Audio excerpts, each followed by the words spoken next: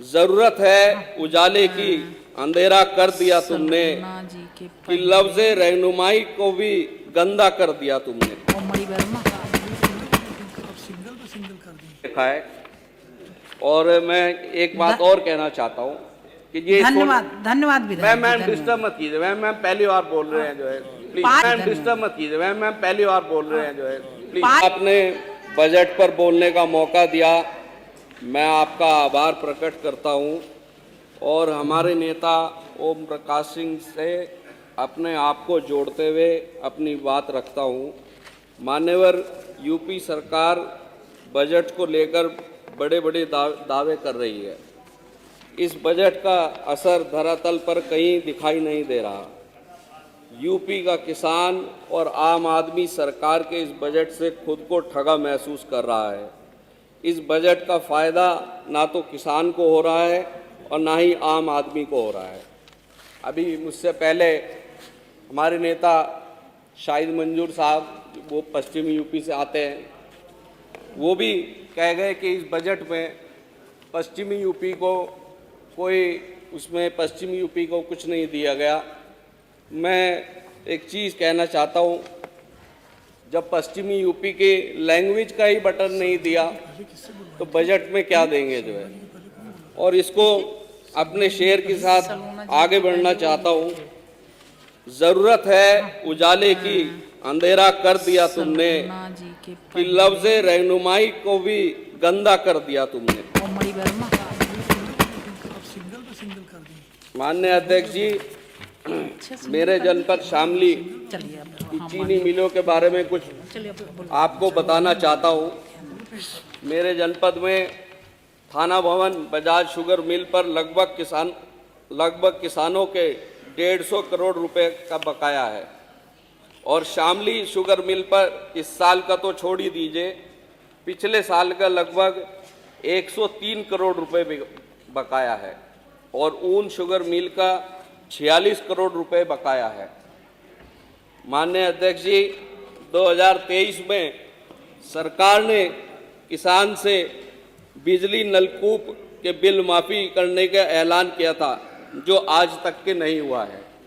अगर गन्ना किसानों के साथ इसी तरीके की ठगी होती रही तो वो दिन दूर नहीं है कि गन्ना किसान कोई ना कोई अल्टरनेट फसल जो है वो चुन लेगा।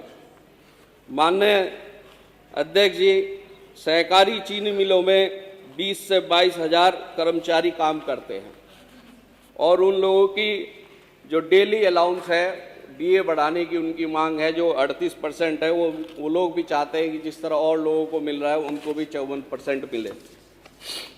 माननीय अध्यक्ष जी, किसान सम्मान निधि 6,000 से बढ़ाकर 12,000 रुपये की जाए। सभी को किसान सम्मान निधि मिलनी चाहिए। किसान सरकारी नौकर हो या पेंशन पर हो, वह भी किसान ही होता है।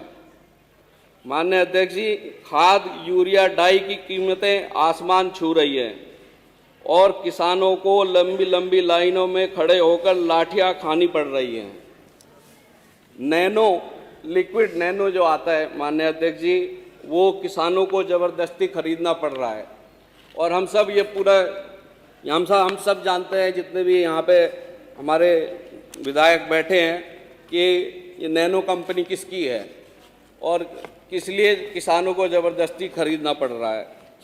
एक पोटाश की कंपनी है जो हमारे ज़िले मुजफ्फरनगर में है, वो भी किसकी है वो भी सब लोग जानते होंगे।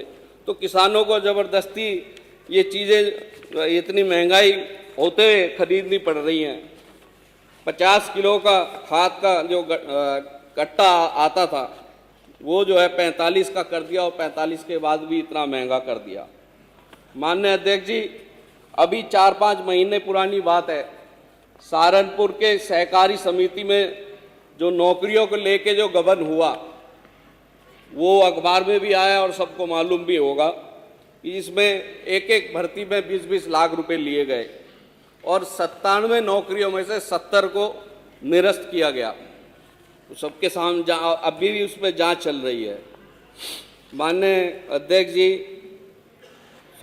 फसल जब किसान की नष्ट हो जाती है तो मुआवजा 85% नष्ट होने पर सरकार देती है, जो कि कम होना चाहिए।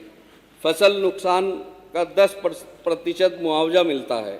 फसल नुकसान का मुआवजा कम से कम 50% मिलना चाहिए। मतलब अगर किसान की फसल को 5,000 का नुकसान हुआ तो उसे सिर्फ 200 रुपये मिलेंगे मुआवजे में। तो इसको भी बजट में जो है चेंज करना चाहिए। अभी हमारे पश्चिम के विधायक हैं, सोलर पंप की बात कर रहे थे, बड़ी गुणगान कर रहे थे। सरकार का कहना है कि 22,000 सोलर पंप प्रदेश में लगा दिए गए हैं। माननीय विधायक जी 5 मिनट पहले तो इतने बड़े प्रदेश में 22,000 सोलर पंप ऐसा शामली में हमने तो नहीं देखा है। और मैं एक बात और कहना चाहता हूँ कि ये धन्यवाद विधायक। मैम डिस्टर्ब मत कीजिए, मैम पहली बार बोल रहे हैं जो है। 5 मिनट हो गए। शामली मेरे गृह जनपद शामली में मैंने कहीं भी सोलर पंप नहीं देखा है।